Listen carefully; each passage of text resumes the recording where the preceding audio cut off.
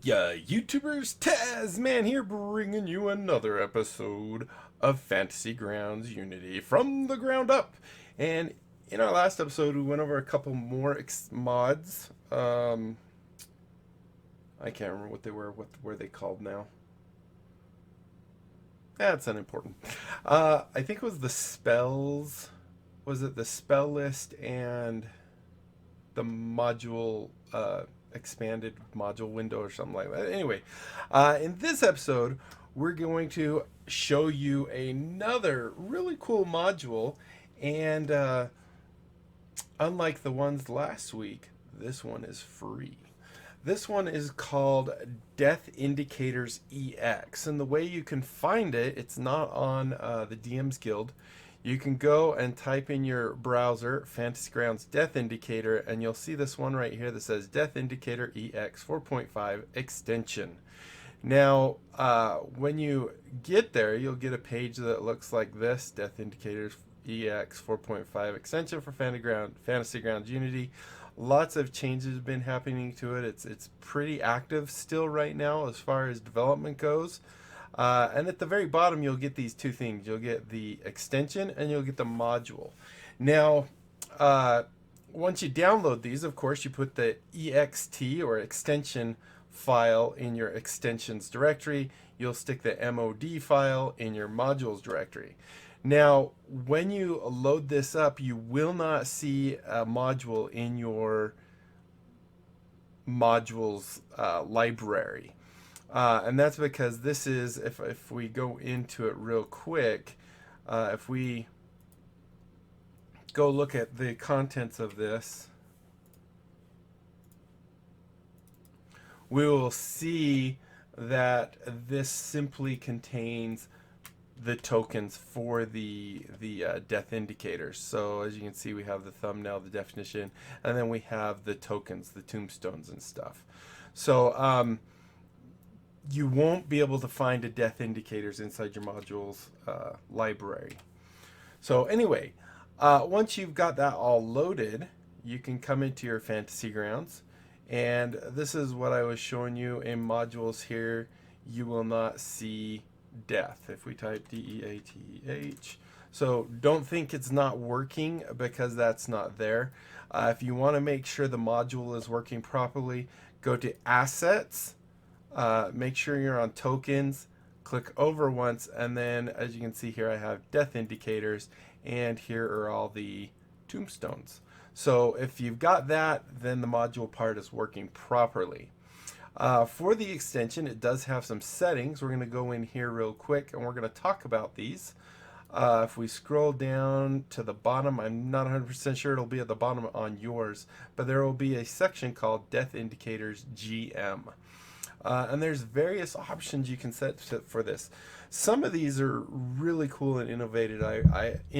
Innovative. I really like them because these, for example, will give you the visual representation. Man, I cannot talk today. A visual representation of the mobs on the table that are dead, opposed to those that are just simply wounded. So what we're going to do to demonstrate this is I'm going to pull up a character sheet for a character first.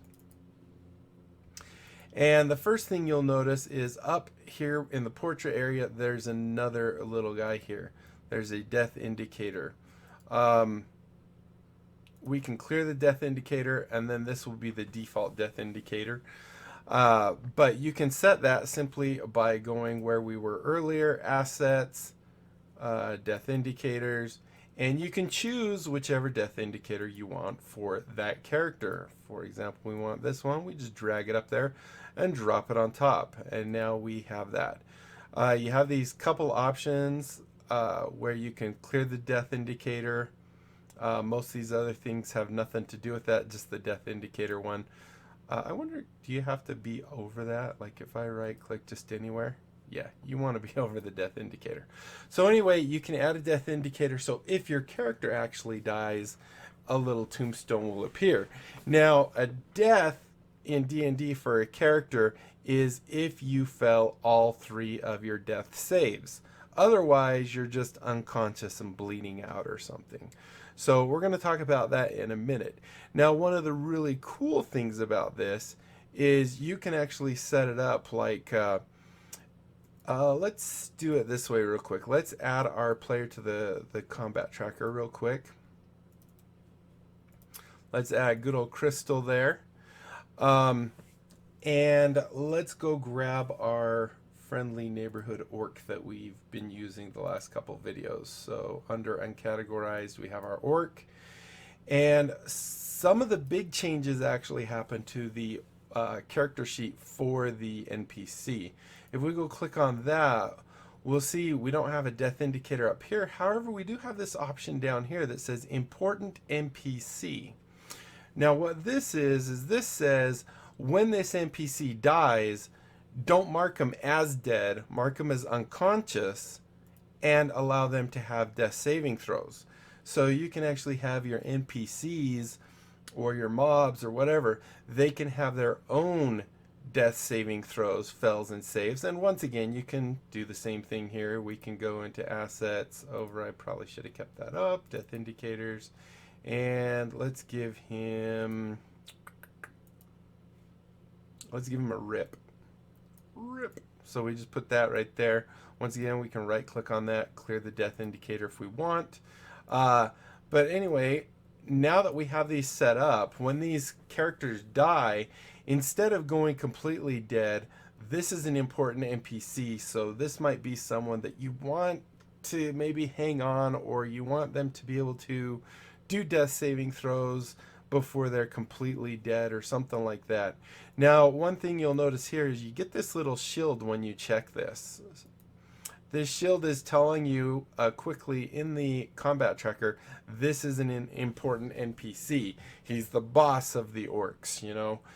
You might want him to survive so he can, you know, live another day to fight, or maybe so they can interrogate him or something like that.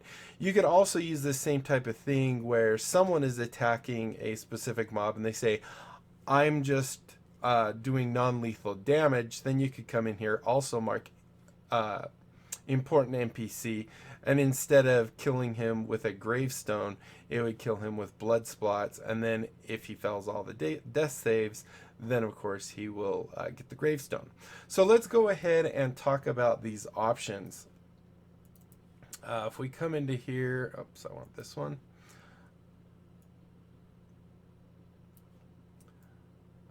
So there's not a lot of good documentation on this, so that's one reason this video is probably going to be very good for this this module. So the first thing we have here is death type. This is what kind of death type do you want? Do you want it to be blood? Do you want it to be off, meaning it won't even use the death indicators? Do you want it to be tombstone only, so when they die it's a tombstone? Do you want it to be more representative of their state? So if you say blood, that means they're just going to be blood splotches. If you say blood and tombstone, this means until they fail all 3 death saving throws, you're going to get blood splotches. So if we come in here and grab well, actually we could probably do it this way easier. So if we double click this, oh, we don't have her on the map yet, so this isn't going to work the way I'm hoping. So we have both of them in the combat tracker, right? I need to move stuff down so I can... So, yeah, we have them both in the combat tracker. Let's go ahead and add them to our map. Categorize greenest. Okay. So, let's zoom in, and I'm going to put these... I need to make it so we can see everything. So I'm going to go ahead and put orc right here. Go ahead and put crystal right here. Let's mark him as visible. And we're going to mark, for example, crystal as dead, right? Or dying. So if I say 18, she has now got a blood splotch on her. If we go in, where's her card? Right here, and we say fail a death saving throw, you'll see it kind of cycles that blood splotch. It's just random, so you always get a little different ones. But let's say she fails her second one, and then finally she fails her third one. You'll see her icon now turned into a death indicator token, meaning she is dead. She's gone. She is no longer in the game, right? And if we take our orc and do the same, let's give him 16 damage, you'll see he also is now in a death state where, you know, he's dying, and boom, he's dead. He's rip. So he's resting in peace and totally dead. So let's, I wanted to kind of go over those real quick just to show you the different states that it means by the blood and tomb. So next thing we have is the tooltip. This isn't really clear as to what it is. There's standard, and then there's one called status. And to be completely honest, I do not see. Okay, maybe it just put it in parentheses. Crystal is dying. Click that again. Crystal dying. So instead of being a phrase, it just puts it in the parentheses. So you can choose that where it kind of gives you a actual sentence opposed to not. And then of course, if they're dead, it'll actually say is dead, or probably just orc dead. So anyway, those are some of the cool options.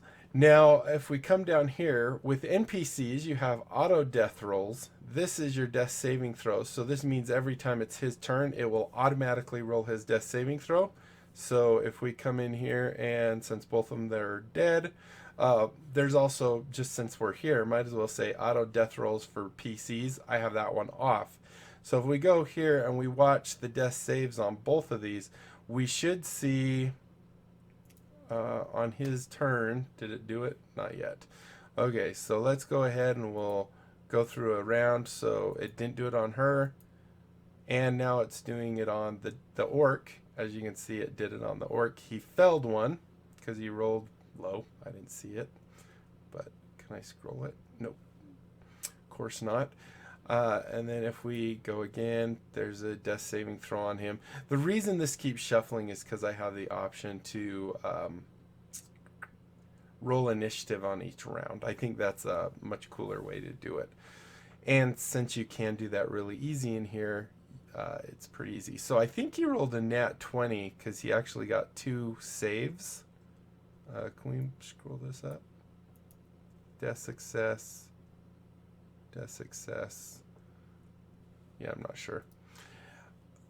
Shuffling the initiative works great if you have a whole bunch of people.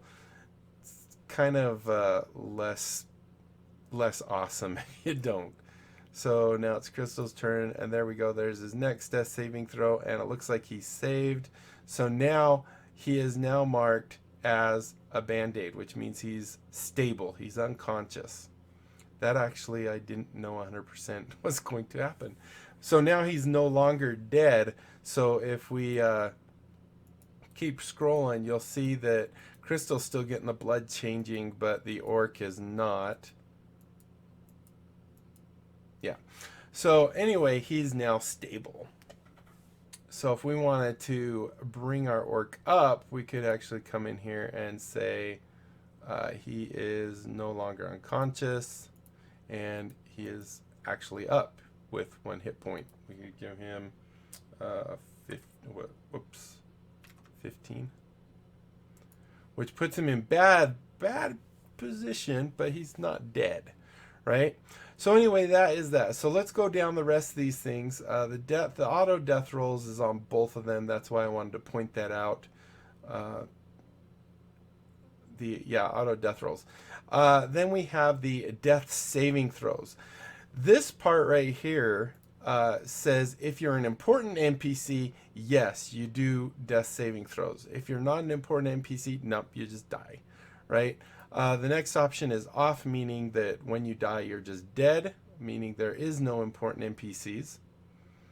And then we have on, saying everybody is an important NPC. I don't know if that makes them have the thing, because they're technically not marked important. So this means all NPCs will have death saving throws. And then let's verify that real quick. So if we go into, say, an assassin, I think we have to put him on here. Oops, grab him. Nope, not there. I guess I can't do it that way. Grab the assassin, throw him in here, turn him on, and now you'll see he also has death saving throws, even though he is, well, we never marked him as an unimportant or important NPC. Let's go ahead and close that. So next, I'm going to do that so we can see a little better. Then we have the important NPCs. So if we, where's the one right here? Death saving throws on, and then it's back to important. So as you can see, he's an important NPC, so he has it. He's unimportant, so basically when he dies, he just dies. So if we go look at it, if we say he's 16, he is now in a death saving throw mode where, let's throw this guy down here too. If we make him HP 76, wow, he's powerful. He just flat out dies. So if we go look at the map, you can see he's in dying. He's dead. Technically, it says he's dying, but he did. So anyway, there's that. We have the death indicator, whether we want to on or off. If we turn it off, this is the preset where you can actually change what it is, and this also works for the is this, yeah, this also works with crystal. You have both a death indicator there and here where the players can actually choose it. Other words, it's just whatever the default is. And then we have did we do, yeah, so those are the NPCs. Then down here we have the same things. One difference is here the players are allowed to select their own death tokens. So like they can select their images here, they can actually select their own death tokens. So you can set that up to configured or off. Configured, I believe, means they can. Off means, of course, they can. So I think that's everything. I'm trying to think if there's anything else. I think that is everything. Like I said, there's not a lot of good documentation on this module, but it's really cool and really powerful. I did play with this module back in Fantasy Grounds. There was a previous version of this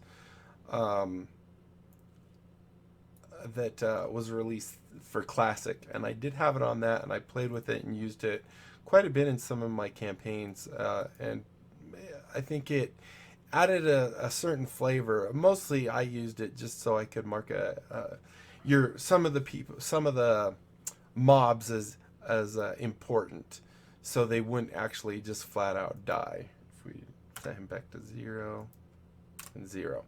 So hopefully you guys enjoyed this video. You learned something new. You got the desire to go and check out this module extension / module, and let me know what you guys think of it in the comments down below. If you know of any other modules you would like me to do a spotlight on, also leave that down there. But like I said, hopefully you enjoyed. If you did, be sure to leave a thumbs up down below. Aside from that, comment, like, and subscribe. Follow me on Twitter. Check out my Discord and my other channels. And don't forget to tell everyone you know about my channel. Let's grow this channel and make it really big so we can have lots of, commentator / viewer interactions. I think that would be awesome. And that's it. Until next time, I'll be seeing you later. Bye.